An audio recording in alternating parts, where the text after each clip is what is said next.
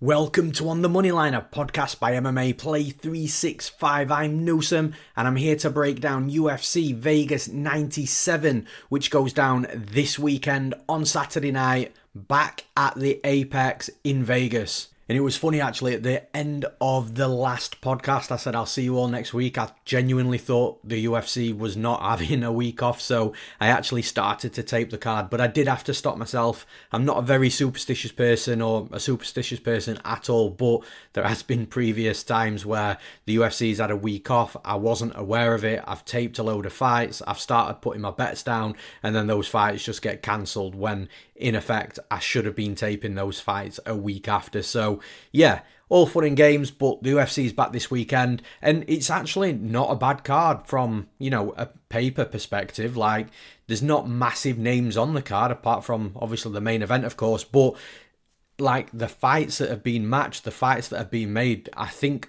on paper, like I say, we've got some really, really good fights, and I think it's going to be a pretty explosive card. So I'm really looking forward to getting into the breakdowns and breaking all of these fights down. But just before we do get into the breakdowns, as always, if you are wanting to jump into the action, then make sure you hit up MMAplay365.com. We've got something for every single type of gambler, whether you're playing the long-term game yourself and you just want a little bit of help to aid that, whether you just want to follow the handicapper, which is myself. There's the official bet section on the MMA Play 365 hub where you can just follow exactly what I'm betting on. Or if you're a fun gambler and you like the accumulators or the parlays, then we've got a fun gamblers section there for you as well, where you can make your own parlay or where there's pre-made parlays that you can just follow from us. And of course, included in every single subscription on the MMA Play 365 website, you have access to Base AI, our UFC prediction software that gives you a percentage prediction for every possible outcome of every possible fight on every single UFC event. So that's your win-loss percentages, that's the method of victory percentages, so knockout, submission, decision, and also method of victory plus rounds percentages as well. So knockout round 1, 2, and 3, submission round 1, 2, and 3, and of course rounds 4 and 5 for 5-round fights and title fights and main events as well. So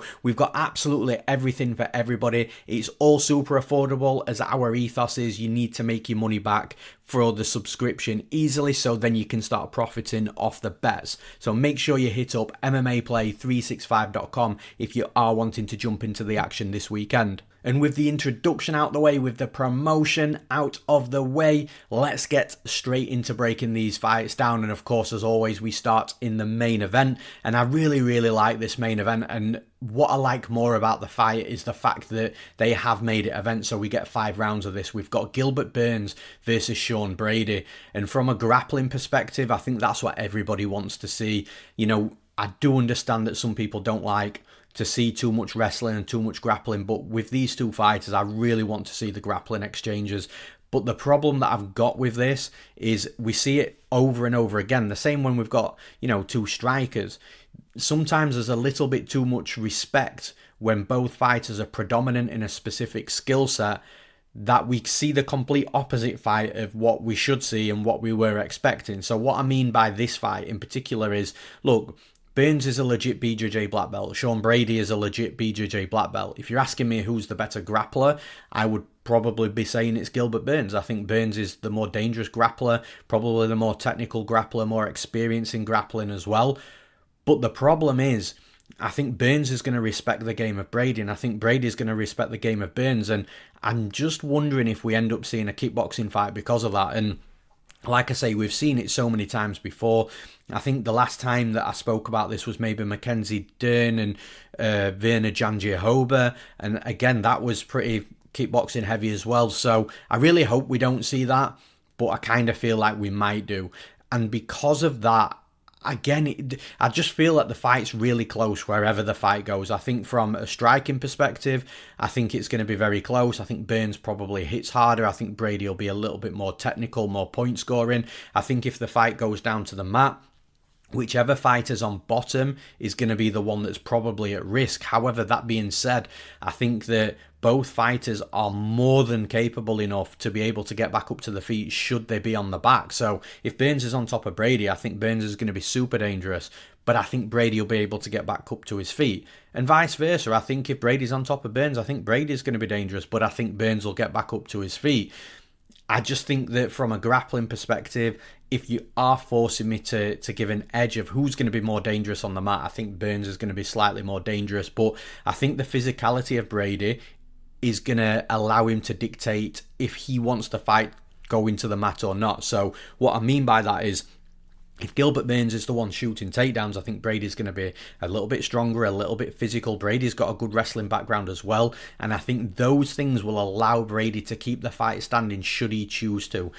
And that's where I think that Brady's got the edge in this fight. Because, look, from a striking perspective, like I say, he could get caught and knocked out. But I think Brady's striking, point scoring wise, is just going to be able to just pick away at Gilbert Burns a little bit, and in the clinch exchanges I think Brady's going to be more physical and stronger, and I think that he's going to be able to push Burns back to the cage, maybe run the clock down a little bit, and I'm just not quite sure that Gilbert Burns gets the fight going in the way that he wants to. The only thing that I would say to counter what I've just said about the strength and physicality, and I say this a lot, is I think the physicality is the hardest thing to predict in this game pre-fight. I think sometimes it's almost impossible. There's been so many fights where I've thought, yeah, this fighter's going to be the stronger fighter, but then the other fighter's got deceptive strength in that particular matchup, and it's just not gone the way that I thought it was going to. But looking at the size of Brady, listening to former training partners like Paul Felder say he's one of the strongest people he's ever felt, I just feel that Brady is going to be the stronger fighter. And I'm not massively confident in that, but I'm confident enough to say that that's probably going to give Brady a little bit of an edge. I don't agree with the betting line here. I think it's way too far gone. Sean Brady's about minus 180, Burns is plus 155. I definitely think that should be, I'm not saying it should be a pick 'em, but I think if Brady was out at minus 125, minus 130, that would be more closer to the betting line that I would be expecting. So I think the line is too far gone as it stands right now at the start of fight week. But I do think Brady gets the job done. So for those reasons, I'm picking Sean Brady to win this fight. And in the next fight, in the co-main event, I actually really wish this was one of those 5-round co-main events as well, because I think it's a really good fight and a really good measuring stick to see exactly where one fighter is at. And I'll talk a little bit about that more coming up. We've got Jessica Andrade versus Natalia Silva. Now, of course, it's Natalia Silva that I was referring to there. She's 5-0 in the UFC. In my opinion, a super prospect in the division. She's looked completely dominant in all of those 5 UFC fights as well. She's not looked in any sort of trouble. She's fought some decent fighters in that 5-fight win streak as well. Nothing on the level of Andrade or where Andrade has fought over her years, but still really good competition to the point where, like I say, I think she is a bit of a super prospect and I think she's going to go a long way. But this is the perfect fight for the UFC to make for Silva to see exactly where she's at, because look, with Jessica Andrade, props where props is due. A lot of people, including myself, was questioning whether Andrade is probably a little bit over the hill a couple of fights ago. She was on a 3-fight losing streak. She was looking absolutely nothing like what she's looked previously in her career. And of course, age catches up with every fighter in this game. Nobody's exempt from that. But since then, she's now on a 2-fight winning streak and beating Mackenzie Dern and then Marina Rodriguez. These are good fighters as well. So look, maybe Andrade isn't over the hill. Maybe she's not as good as what she previously was. Like I say, age does catch up, and of course the mileage on Andrade. She's 32. She's not exactly old, but she's had a lot of fights, been in a lot of wars, fought in different weight classes. So yeah, maybe something's catching up, but I definitely think there's still a solid fighter in there, which makes for a really good fight here. I think that, when you look at both fighters, where the skill set is, they're both really good strikers, but they're also both really well-rounded as well. They've both got good wrestling, they've both got good grappling. And I kind of feel, when it comes to the grappling, a little bit like what I said with the main event, I think if Andrade gets on top of Silva, I think Silva's going to have no issues getting back up to the feet, and vice versa as well. I think if Silva gets on top of Andrade, I'll be shocked if Andrade just lays there and can't get back up to her feet either. And then when it comes to the wrestling, I think Andrade is probably the slightly better wrestler, but Silva's a good wrestler as well. If there's any edge in the grappling, maybe I think I'm more confident with Silva on top of Andrade than the other way around. But I do think it's a fight that's going to be won and lost on the feet striking. Now, of course, Andrade has got power. She's explosive, will throw combinations. But Natalia Silva is very... She seems like she's got good fight IQ. She's very aware in there. She's very conscious of danger. She can slide in and out of range, make her shots count, pull away with the volume. And I think in this specific fight, I think the speed's going to be a factor as well. I think Natalia Silva's going to have a speed advantage. And with that speed advantage and the fact that she can dart in and out of range and sort of control fights a little bit, I actually think Andrade is a relatively okay matchup for Silva in regards to being able to just not let Andrade get ahead, start throwing big combinations to the body and head, and really start to put some danger in the fight. I think Silva's going to be able to manage that distance and manage the range really well, and potentially get Andrade frustrated that Andrade can't get a game going. And once Andrade is frustrated, I think we see the big overhand rights. I think we see her trying to rush, and the defense will start dropping. That'll leave the openings for Silva to land as well. And I think it's one of these fights where we are going to see a star emerge here in Natalia Silva. I think that she will do good work with that range management. I think she will get Andrade frustrated that she can't get a game going, and that again plays into the path of Silva and the game of Silva as well. So for those reasons, I'm picking Natalia Silva to win this fight. And in the next fight, I've actually got quite a bit to say about this fight because I like it a lot and I respect both fighters a lot as well. We've got Kyle Nelson versus Steve Garcia. Now, the respect that I just mentioned a moment ago, both fighters must deserve the respect from the MMA fans, you know, the public, because, look, without sounding disrespectful here, I don't think any MMA fan was really expecting to see too much of Steve Garcia or Kyle Nelson in regards to rising in the UFC, being on win streaks. And that's not because there was a lack of understanding of the skill set. It's just where both fighters seem to fit when they came into the UFC is both relative UFC fighters, but probably fighters that are going to be trading wins and losses and therefore potentially staying sort of mid to lower end of the divisions. But man, like, both fighters deserve so much credit and respect for where they're at, the form they're on, and what they've been able to do. And what I mean by that is Kyle Nelson's on a 3-fight winning streak. You know, the fight before the 3-fight winning streak started, it was a draw against Doo Ho Choi, which, again, Doo Ho Choi, I believe, was a massive favourite in that fight, and nobody gave Kyle Nelson, you know, much of a chance of winning it, and he did very well in that fight and probably could have got the nod. But it's a 3-fight win streak, factually on paper, with that draw is a really good fight before that. So Nelson could easily be on a 4-fight win streak right now.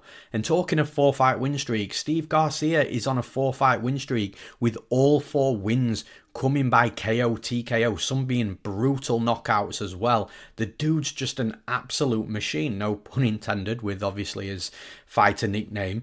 But actually, when you look back a little bit further, Steve Garcia is actually 5-2 in the UFC. The dude is on a massive... He's on great form at the minute, a big win streak. And going back to Kyle Nelson, he was supposed to fight Calvin Kattar on this card. So that's where the UFC are seeing that win streak for Kyle Nelson and what he's doing. None of these fighters are on a win streak because they're fighting, UFC debutants that are moving up in weight on short notice. They've fought really good fighters, legit UFC fighters. So they deserve absolutely every bit of credit and every bit of respect for where they both are. Now, in my opinion, obviously we didn't see the fight happen, but in my opinion, I think Calvin Kattar would have been a horrific matchup for Nelson. So I think this is a better fight for Kyle Nelson. But like I say, it just shows you where the UFC perceived Nelson by giving him Calvin Kattar, who has fought UFC champions, has been around the top of the division for so many years. But Kattar pulled out, Steve Garcia's come in, and I think it's a really good fight. And whoever wins this fight, I think he's going to get that Calvin Kattar type of opponent next, because you just can't deny it. If Kyle Nelson wins, he was already supposed to fight Calvin Kattar. Now he's got an extra win on his record. If you look at Steve Garcia, if he wins this fight, he's going to be on a 5-fight win streak. If he knocks Kyle Nelson out, that's a 5-fight win streak with all 5 knockouts as well. So, he can't be denied either. Now, in regards to the matchup itself, I kind of do feel like it favours Steve Garcia a little bit. Like, Kyle Nelson has been really good in regards to, you know, having power in that first round. He is dangerous in the first round. He's very big for the division, and that's where he normally has his advantages. But Steve Garcia is also huge for this division as well. So where Nelson normally gets those, you know, advantages in regards to him being big and physical and being able to, you know, put a bit of a power display on, especially early in fights, I don't think he's going to be able to have that same success against a smaller opponent as what he's going to have against Garcia. However, I am kind of expecting Nelson to do some good work in that first round, because the first round is normally his best round, and then he does start to slow down a little bit. He does start to then point score a little bit after that first round ends, and you go into the second round and the third round, and I think that's where Garcia is going to come on stronger and potentially get at Kyle Nelson. In that first round, though, it could be a little bit, you know, a little bit sketchy for both fighters, because Steve Garcia's got that one-punch knockout power. He's got, I think it was Laura Sanko described it perfectly as, he's got that death touch. But in my opinion, it's a deceptive death touch, because it doesn't look like he throws with all that power, but when he does touch his opponents clean, they do tend to be either, you know, rock, wobble, or become unconscious. So Steve Garcia has definitely got that power, and he has been hurt as well. Like, he's been hurt in that 4-fight win streak that he's on a couple of times, but Garcia's got good durability in regards to being able to stay conscious. He's then got good recoverability as well, and then he's coming back and knocking the opponents out when they haven't finished him. So there's definitely a good side to Steve Garcia if he does get hurt, but I'm not sure. Although Nelson's got power, I'm not sure Nelson will hurt Garcia here. I think Nelson might go for trying to prevent Garcia, you know, coming on at him too strong, coming on at him too aggressive, try and stay point scoring a little bit, try and keep it a little bit safe. And because of that, I think it's going to allow Garcia to come forwards and put some volume on Nelson. And I think eventually he'll probably get at Nelson and knock him out. When you're looking at the wrestling and grappling, I think Garcia's got the advantages there as well. I think he could take Kyle Nelson down. I think he could do good work on top of Nelson. So again, it's an additional path to Steve Garcia there. But regardless of that, I do think Nelson's going to be live in that first round. If he gets a first round knockout, I'm not going to be shocked. But I do think that Garcia can hold the power from Nelson, can get through that, and then can drag the fight late if he needs to. And like I said, I think he's got a couple of paths to victory as well. So it's a fight where I've got a tremendous amount of respect for both fighters, but I am going to side with Steve Garcia to win this fight. And in the next fight, we've got Matt Schnell versus Alessandro Costa. And it's a good fight at flyweight. I think that Matt Schnell, he brings a lot to the cage. You know, he's got good striking, he's got good speed, he's got wrestling, he's got grappling. He's caused upsets before when he's been a big underdog. He's a big underdog again here against Alessandro Costa. So he's always got that upset in his back pocket. And I do think that he has been sort of maybe undervalued throughout a lot of his UFC fights as well. Now, against Alessandro Costa, Costa is the full package as well. You know, I just think he's the full package and a little bit more, and I'll explain what I mean by that. But the striking is solid, the kicks are solid, the wrestling's good, the grappling's good, he's good on the back foot, he's good coming forwards, he's got power, he's aggressive, he can eat a shot as well. And that's where I think that he's got what Schnell's got plus more, because I do think that he holds the power advantage. I do think he holds the durability advantage, and the durability is a big key thing here, because Schnell does get hurt routinely, does get hurt quite often. I'm not sure he's going to be able to take the clean shots that Costa is going to land on him. And look, this is a fist fight, so I don't think Schnell can avoid getting hit clean in the face here. I think he's going to be able to have to take some shots, of course, just like every fighter in mixed martial arts.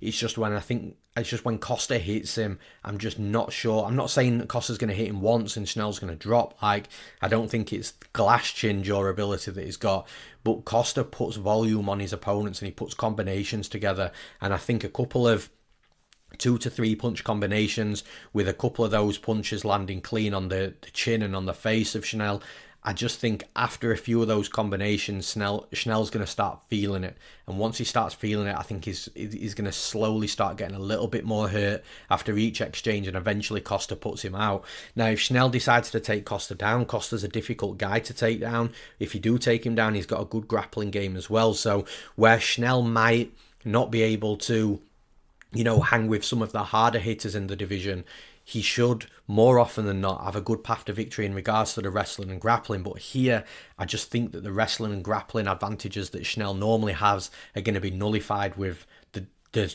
wrestling and grappling, both offensively and defensively, that Costa brings to the table as well, which is going to allow Costa to keep the fight standing. And I just think Costa hurts Schnell. It's a shame because I really like Matt Schnell. I think his skill set's really good. He's always come across as a good dude as well, at least from what I've seen. But Costa, this is the fight game, and I just think Costa's going to be able to get at him, land combinations, and at some point, I think Schnell's going to drop. So for those reasons, I'm picking Alessandro Costa to win this fight.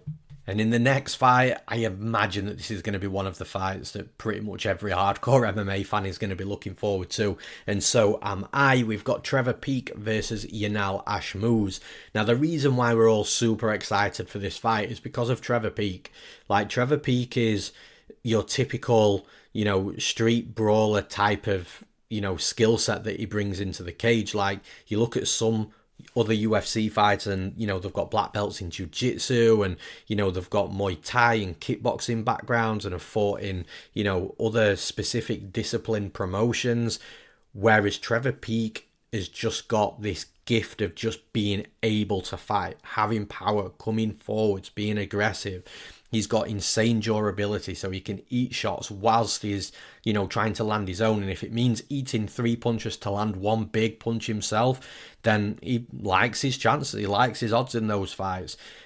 The cardio as well, he's gassed and tired in fights, but if you look at the pace that he fights at and the power that he puts behind every single punch, most fighters would be gassed after 2 minutes, never mind having to try and scrape and fight 3 hard rounds. So, look, Peek's an interesting fighter because from a technical standpoint, he's not as technical as some of these UFC caliber fighters, but he just makes him work. He makes it work for himself is what I'm trying to say. And like I say, he's super aggressive, comes forward, lands big bombs.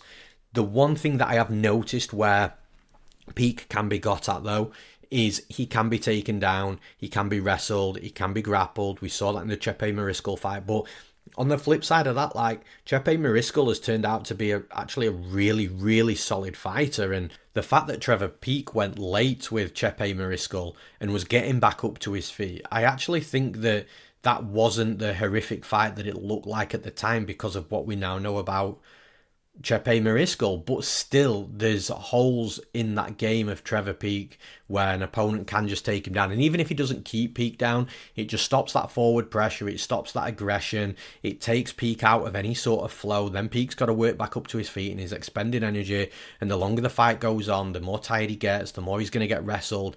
And this is where I think it's going to be a problem for him in this fight with Ashmouz, because Ashmouz can bang. He can strike as well. And I think if this is a 15-minute kickboxing fight, somebody's likely going to get knocked out. And it might just be Ashmouz, because although Peek is very hittable, Ashmouz is also very hittable as well.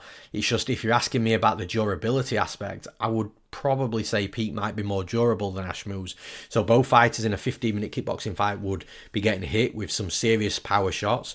They would be in wars, they'd be bloodied up and cut up, but I just think that Peek thrives slightly better in that type of fight.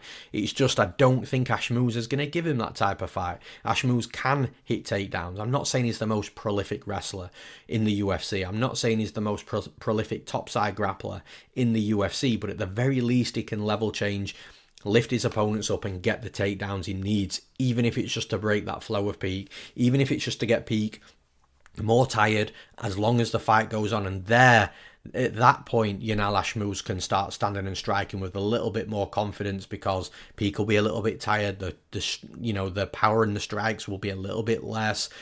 But I just think that wrestling capability of Ashmouz might be the difference here. Not that he's going to win by wrestling and grappling, but just to break the fluidity and flow of Peek up, tire him out a little bit the longer the fight goes on, and maybe start to pull away with it. So it's a real interesting fight. I also know from the odds perspective, it was like a pick'em, and then all this money started coming in on Trevor Peek, and Peek went up to like minus 135, I think, minus 130.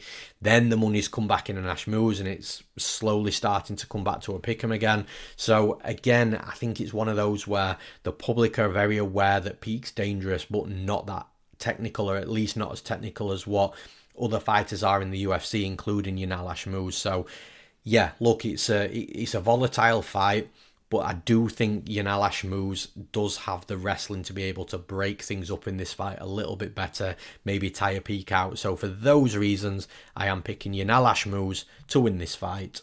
And in the next fight, we've got Rongzhu making his return to the UFC, actually, against Chris Padilla. So Rongzhu was released from the UFC after his loss to Ignacio Bahamondes, which might seem a little bit, premature to release somebody and a little bit unfair after that. But in all fairness, he did miss weight as well. And, I've got strong opinions on fighters missing weight. I can always give a fighter, one or maybe two passes there, because the human anatomy can be difficult to sort of calculate and make sure that you're hitting it every single time, and a bit of illness or an injury can sort of delay that. But like I say, from a missing weight perspective, it is contracted. The UFC weren't happy. Then he lost to Bahamondes, and I think that might have been enough for the UFC just to send him on his way and see where he goes and what he does next. And Rongzhu went to UAE Warriors, got a win there against a good fighter, and then he went to the road to UFC, won 3 fights there. So on a 4-fight losing streak against good competition and 3 fights in a UFC branded competition as well, it was enough for him to come back. And I do like Rongzhu. I think he's a good fighter. He's exciting. He's got power. He'll come forwards. He's well-rounded. And with Chris Padilla, look, Chris Padilla had a really good opening fight in the UFC himself. He took out James Yontop, and Yontop was a relatively sized favourite in that fight. But not only did he take him out, is he finished him as well with a submission. So Padilla had a very good UFC debut as well. I just don't think Rongzhu is going to give Padilla what Yontop gave Padilla last time out. Yontop was really landing good shots on Padilla in that fight, shots that I think Rongzhu will be able to land on Padilla. But then Padilla, the difference maker in that fight is Padilla was able to get the takedowns, and Yontop got up twice really easily, showing his back, but then the third time Padilla took the back, and you've got to give credit for that. That's something that Padilla noticed inside the cage. It's just, I don't think Rongzhu's going to be as easy to take down, and I think that if Rongzhu does get taken down, I think he's going to be able to get up in a safer way than what Yontop was getting up at. So again, I kind of think that the wrestling and grappling of Padilla is not going to be as successful in this fight against Rongzhu than what it was last time against James Yontop. But in place of that, I think Rongzhu is going to be a bit more of a nightmare on the feet striking than what Yontop was. Yontop was a little bit patient. He was picking his shots, and that allowed Padilla to time a good entry. Rongzhu was very forward paced, in your face, will come forwards, will try and put heat on you, and I just don't think Padilla's going to be able to find the entries into the takedowns as easy, and in return I think he's going to get hit a little bit more than what he was hit against Yontop as well. So I don't think Padilla is a bad fighter. I think it is going to be relatively competitive, but I just think Rongzhu, more experienced, more dangerous, more well-rounded than what Chris Padilla is right now, and than what Padilla's past opponents have been as well. So for those reasons, I'm picking Rongzhu to win this fight. And in the next fight in the light heavyweight division, we've got OSP, Ovince St. Preux versus Ryan Spann. Now, for those that have been listening to me and the breakdowns for quite a while, even before MMA Play 365 when I was running Newsome MMA, you will know that I've always had a very difficult time predicting OSP fights. He's just one of these fighters that have pretty much been an enigma to me, but also an enigma to a lot of people as well. Like, he's not only had consistency issues in regards to, winning fights that we're not expecting him to win, but then losing fights and we absolutely are expecting him to win. But his style is just so awkward, and because he's well-rounded, you just don't know what OSP you're going to get. And then, of course, he's got what some people like to call the Von Preux choke, which is actually the Von Flu choke that people, have comically renamed just because Ovince St. Preux has hit so many of them in the UFC. He's just a very, very difficult fighter, unorthodox to predict, and yeah, it's tough. And against Ryan Spann, Ryan Spann's also one of these types of fighters that, has been winning in spots where you're not really expecting him to win, and then he's looking like he could actually go on a bit of a run in the division, but then loses a couple of fights that you'd probably expect him to win against the veterans. And he's been a little bit inconsistent as well, so actually trying to predict this fight is crazy. And then to make it a little bit harder, like OSP turned, even at 27, his record's 27-17. He's 41 years old. He's been in the UFC for as long as I can remember. He's, been in wars as well. He's had moments where he's looked chinny. He's had moments where he's looked okay.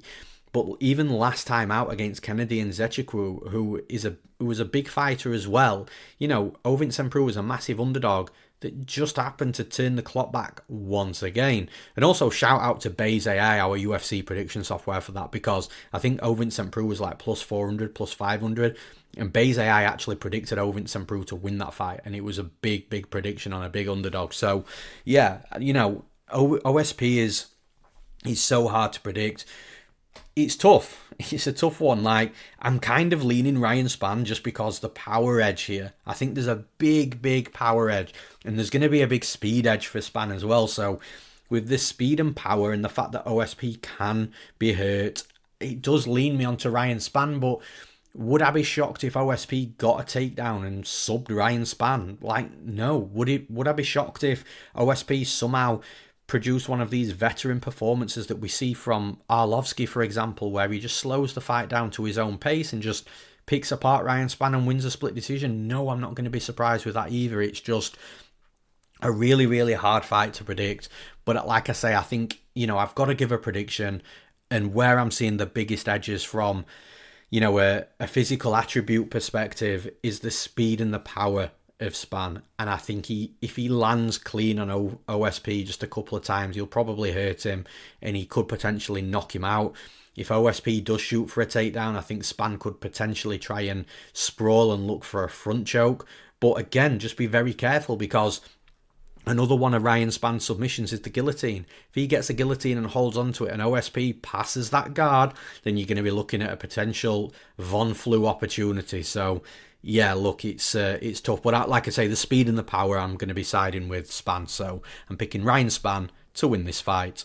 And in the next fight, we've got Isaac Dulgarian versus Brendon Marotte. And this is a huge mismatch, in my opinion. I don't mean that disrespectfully to Marotte. I think Marotte's, could win some fights in the UFC. But Isaac Dulgarian is a level above, and the odds are showing that as well. I think Dulgarian's like a minus 3,000 favourite. He must be. I don't know what the biggest favourite ever to be in a UFC fight is, but he must be on the border of that at minus 3,000. Like, if you do know, drop it in the comments on YouTube. Let me know what the biggest favourite there ever has been in the UFC. But either Dulgarian is that big favourite, or he's very close to it and might end up closing as the biggest favourite that the UFC have ever had in a UFC fight. So yeah, look, I just don't see too much of a path to victory for Marotte. Look, Dulgarian's a dangerous striker. He's got power. Both hands will come forwards, will land on you. His wrestling is world-class wrestling. Legit collegiate wrestler. And I just don't think Marotte's going to be able to stuff the takedowns. But once Dulgarian's on top, he does such a good job of getting into mount, which a lot of fighters don't actually favour in this era of MMA. But Dulgarian's just got this sick ground and pound, the power and elbows, and I just don't see where Brendon Marotte's going to actually get at Dulgarian, unless whilst they're both standing, Marotte just lands one clean punch and knocks Dulgarian out. But I think that's such a low percentage outcome. I think the window of opportunity for that is ridiculously small as well, to the point where I just don't think that we see that outcome. Dulgarian, I think, is just getting a bit of a reset after what happened in his last fight. Obviously, he fought Christian Rodriguez. I've got absolutely no idea how Christian Rodriguez won that fight. At the very, very minimum, I'd have accepted a draw.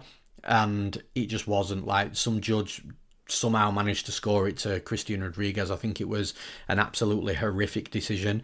In my opinion, I thought Dulgarian maybe just edged it. But, if it was a draw, I wouldn't have been complaining. I don't think anybody would. But the issue was it was a Christian Rodriguez win, which, like, I don't want to take anything away from Christian Rodriguez. He fought hard in a hard-fought fight against a legit opponent and showed that he's a legit guy as well. But yeah, I think UFC are giving Dulgarian a bit of a reset, but I think they've gone way too far over the line with it. With a Brendon Marotte, who I do expect Dulgarian to handle accordingly and get out of there early in this fight. So I'm picking Isaac Dulgarian to win this fight. And in the next fight, we've got probably one of the best fights on the entire card. One of the fights that I'm looking forward to most out of the entire card as well. We've got Andrade Lima versus Felipe dos Santos. Now, the first thing I want to quickly talk about is the odds and the betting line here. It opened at like a -110 pick'em, and it actually sat at -110 for quite a long time. So anybody that's got the -110 on Andrade Lima has done a really, really good job in regards to, capping the fight and betting it at that line, that early line there as well. But what's happened since is so much money has come in on Andrade Lima. It's pushed him up at some places to like -190, and I just cannot get my head around why the line is. Well, I understand why the line's gone that far. It's not the bookies. The bookies set a line and then the public bets, then force the bookie to move the line accordingly. So because all this money's coming in on Lima, the bookie's been forced to widen the line, and it's because of the public bets. But if you're betting Lima at like -150 or above, I just really, really don't understand the thought process about that, because I do think the fight is going to be very close. It's going to be super competitive, and Felipe dos Santos is a guy that came into his UFC debut, and yeah, he lost against Manel Kape, but man, Manel Kape is a fighter that's been at the top of the division for years, still isn't like declined or over the hill. He's just fought Muhammad Mokaev in a potential, title fight contention type of fight, and Felipe dos Santos came into that fight on short notice and put it on Manel Kape. Looked really good in that fight. He got dropped a couple of times, of course, but I'm telling you, like, Felipe dos Santos is a good fighter. Now, in regards to Andrade Lima, he's also a good fighter. He's super dangerous, and there's a difference in the striking styles, because I do expect this fight to be won and lost on the feet. Like, Felipe dos Santos is more car crash, will come forwards, will land hard combinations, put a ton of volume on you. Whereas Andrade Lima is a little bit more reserved, on the back foot a little bit. The typical Muay Thai style where it's slow, plodding forward, but very reactive, hard low kicks, good counters. He's that type of striker. And yeah, from a clash of striking perspective, it's going to make for a really good fight, but really close and really competitive. Now, if I'm being totally honest, I do think that the more likely winner of this fight is Andrade Lima. I just think that Andrade Lima should be -120, -125, the slightest of favourites in this fight. Whereas now is a slight to moderate favourite, I would probably class it as. And it's gone way too far. Like, the fight's going to be way closer than that. So, look, if you bet Andrade Lima at -110, I think you've done a good job. I think right now, if you're betting this fight, it's got to be Felipe dos Santos, no matter who you think is going to win the fight, just because the odds don't reflect the implied probability of how many times Felipe dos Santos wins this fight if they fought 10 times, for example. So the reason why I'm slightly favouring Andrade Lima is I just think that Felipe dos Santos' striking defense can be a little bit hit and miss. I think that Lima might be able to crack him a couple of times hard. I'm not saying he's going to knock him out, but if there's a close round and Lima just cracks dos Santos in an exchange and just puts him on his butt, drops him very momentarily, and then dos Santos gets up and continues to fight, that's going to be a Lima round. I also think that Lima's got hard low kicks as well, and I think if dos Santos really isn't respecting them, unchecking them, and just being able to defend them, then I think that could potentially be something that slows Felipe dos Santos down. So these are really slight things, but those are the slightest of edges that I give Andrade Lima in a fight that I do think is going to be won and lost on the feet striking. But I also don't think it's a given that Lima drops dos Santos at all. I also don't think it's a given that Lima chews up the legs and gets Felipe dos Santos limping and not being able to stand on his leg. I don't think either of those are like, massive high percentage outcomes. And because of that, if Lima doesn't drop dos Santos in a couple of rounds, or if he hasn't really chewed up that leg to the point where, dos Santos can't function, guess what? It's going to be a super close fight where I think dos Santos is going to rack up the volume. He's going to land some hard strikes on Lima himself as well. And I think if Lima starts getting overwhelmed a little bit and the volume starts increasing, then that again reduces the likelihood of Lima being able to catch dos Santos or chew that leg up as well. So I just think it's a super close fight. I give the very, very, very slightest of edges to Andrade Lima. But like I say, if you are betting this fight, it has to be on the side of Felipe dos Santos at this line. So yeah, look, from a straight pick and prediction perspective, I'm picking Andre Lima to win this fight. And in the next fight, we've got Gabriel Santos versus Yizha. And again, I think this is going to be a really fun fight. I think they're going to have back and forth moments, both fighters. I think we're going to see a true mixed martial arts fight, good striking, wrestling and grappling. I think both fighters are capable of wrestling and grappling. I think both fighters are capable of standing there and being competitive striking as well. So, yeah, I think it's going to be a good all-round fight. I just think Gabriel Santos genuinely is better in every single area. I think that Yizha's best side of his game is that ugly clinch game that, you know, he can drag his opponents down to the mat and maybe have a, 20, 30 seconds on top, and then his opponent gets back up, and then he rinse and repeats. And he's not like a relentless wrestler, but I just think that's his game, being able to comfortably strike whilst closing the distance, getting a body lock and getting the fight down to the mat. I think that's where Yizha really excels in his fights, but Gabriel Santos, I think, is a better wrestler. He's a better grappler than Yizha, just straight up. And then when it comes to the striking, I think that, look, Gabriel Santos was hurt last time out, but I think that Santos is a very good striker too. I think he's going to be the better striker in this fight as well. Again, at the risk of repeating myself, it's just tough to see where Yizha wins this fight again, unless he just catches Santos and knocks him out. But if he doesn't, I still think Santos has got the finishing upside, whether that's a knockout or a submission. I think that if the fight goes 3 rounds, Gabriel Santos, I just think, would win the fight 30-27. I think he edges every single round, whether it be striking or whether there's wrestling and grappling involved. I just don't see Yizha really pulling away with this fight at all. Maybe at minimum he steals a very close round, but outside of that, if the fight goes 3 rounds, I expect Santos to win minimum comfortable 29-28, probably 30-27s, and if there's a finish, then yeah, I think Santos has either landed something on Yizha to knock him out, or he's found a submission on the mat. So for those reasons, I'm picking Gabriel Santos to win this fight. And in the next fight, we've got Jaqueline Amorim versus Vanessa Demopoulos. So Vanessa Demopoulos is a fighter that, again, just grinds in fights where, maybe people aren't giving her a lot of chance to win the fight. She still makes the fights, close and ugly, and, she puts a good shift in. Every time she's in that cage, she'll put a good shift in. The thing is with Amorim, she's a specialist here. And this is where I think Demopoulos is going to come unstuck, because what Demopoulos can normally do if things aren't going her way is potentially get the fight down to the mat and maybe spend 20-30 seconds on top. But she's not going to be able to do that here against Amorim, in my opinion. Like, Amorim's a legit BJJ black belt. She's a legit grappler, and I think Demopoulos is going to get taken down and is probably going to get submitted. But if she doesn't get taken down and submitted, I think Amorim can control the top position. The only question marks I've got on Amorim still is if she doesn't get Vanessa Demopoulos out of there in round 1 and she's wrestling and grappling, then she starts wrestling and grappling in round 2. Maybe if Demopoulos can get back up to her feet in round 2 after those initial wrestling and grappling exchanges, then maybe Demopoulos can start running that gas tank a little bit of Amorim, because Amorim can slow down in fights. And then maybe Demopoulos does good work in round 3, and then maybe it's another close decision.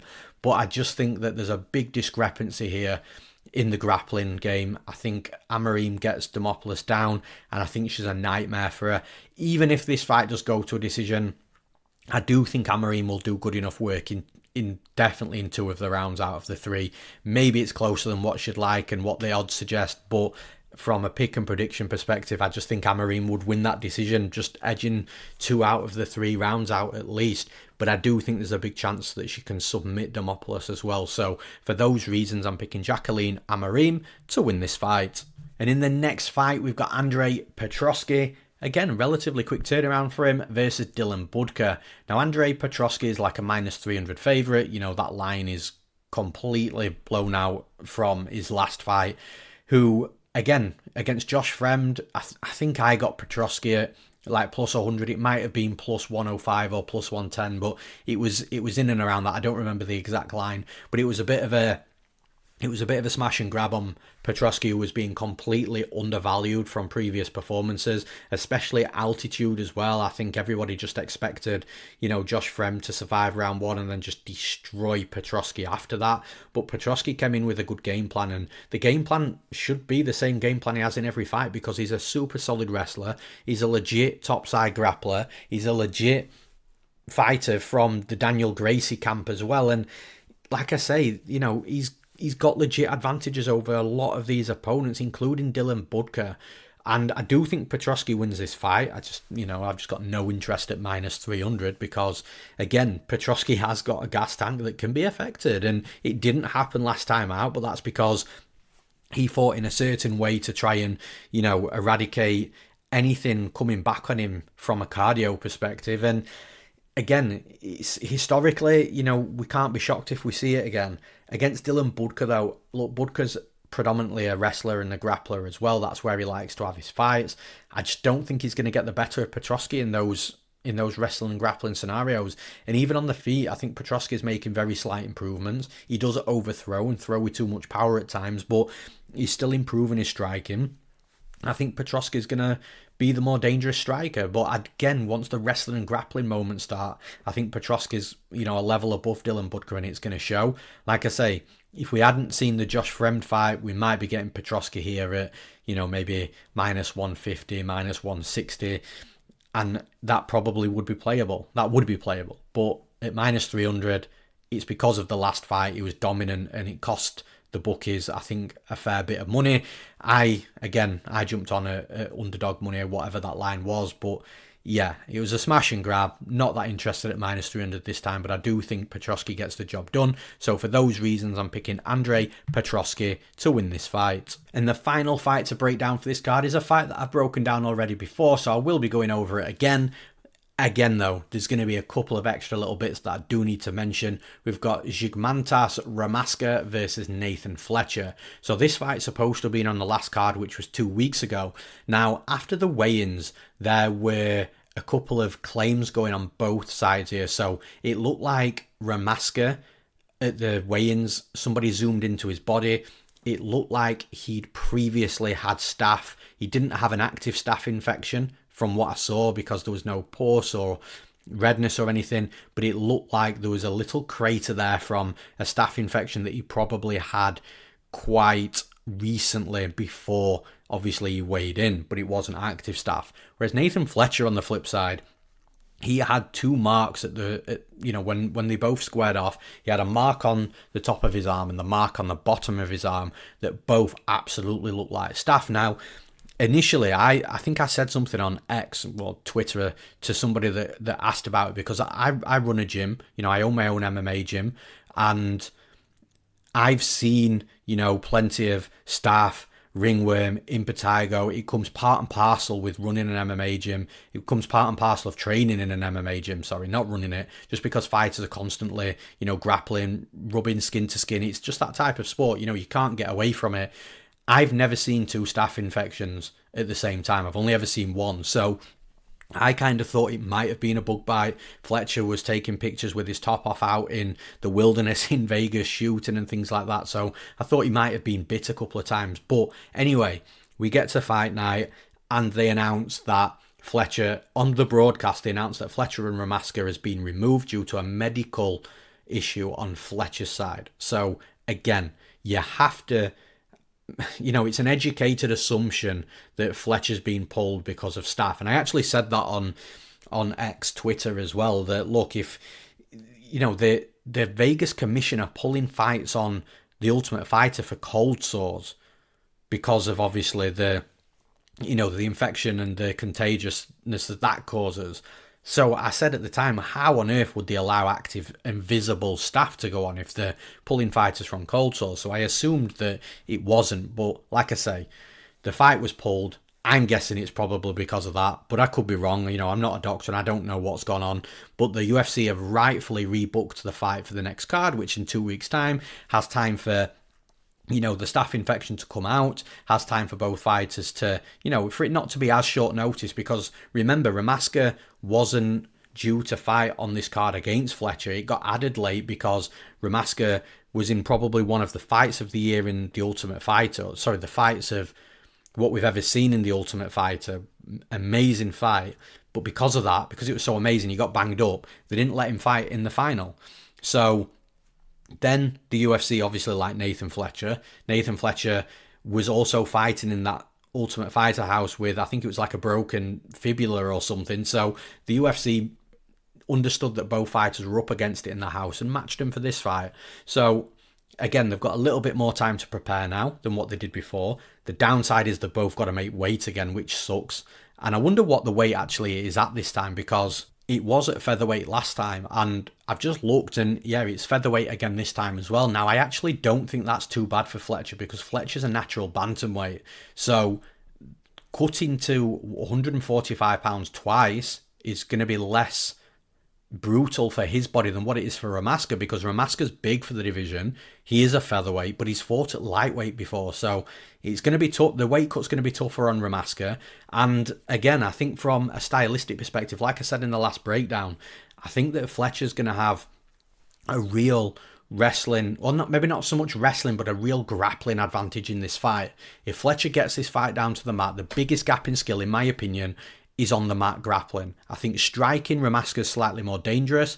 I think at least early in the fight it's going to have more volume. But Nathan Fletcher's a good striker as well, and he doesn't slow down, whereas Ramaska does. Like, I've seen multiple times Ramaska comes out in round one looking like a monster. Even in the Ultimate Fighter fight, round one was a beast of a round. Second round, it was slower.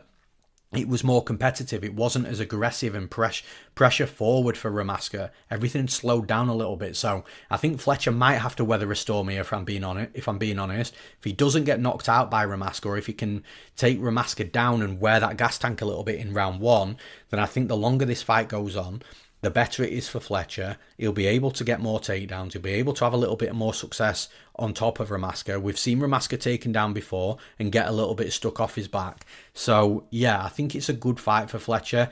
Definitely got to be careful early in this fight, because Ramaska does come out hot. He comes out hard. He'll come out throwing big punches and combinations, looking to overwhelm his opponent. Fletcher's got to be mindful of that. But, again, like I said on the last breakdown, there's no way that Fletcher's team has looked at Ramaska and is not expecting and he's not prepared for what's going to come at him in round one. So I think they're going to have a game plan to, sort of not get caught in that first round, weather a storm correctly, and then pull away with the fight after that. So for those reasons, and for the fact that I do think that the biggest gap in skill is on Fletcher's side with the grappling, I'm picking Nathan Fletcher to win this fight. And that's all for this episode of the podcast. So once again, thank you for tuning in. I really do appreciate every listener that does take the time to listen to the breakdowns, and I hope I provide you all with some useful information, some advice from a betting perspective. And look, if you are listening on YouTube, please subscribe to the channel. It really does help us. Also on YouTube, you can drop a comment. Tell me who you're betting on. Tell me if we disagree on any picks.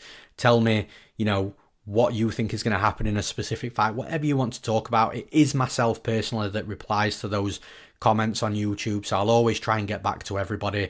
And again, if you listen on one of the podcast platforms, Apple Music, Amazon Music, Spotify, whatever it is, please jump over to YouTube as well and show some love over there. I really do appreciate it. And for the final time, if you are wanting to jump into the action this weekend from a betting perspective, then make sure you go to MMAplay365.com. All the packages are super affordable. $4.99 for a next event subscription, $9.99 a month, or $99 for the entire year. And for that, you get all the handicapper betting advice. You get all the Bayes AI UFC prediction software predictions as well for every single UFC event within your subscription time length.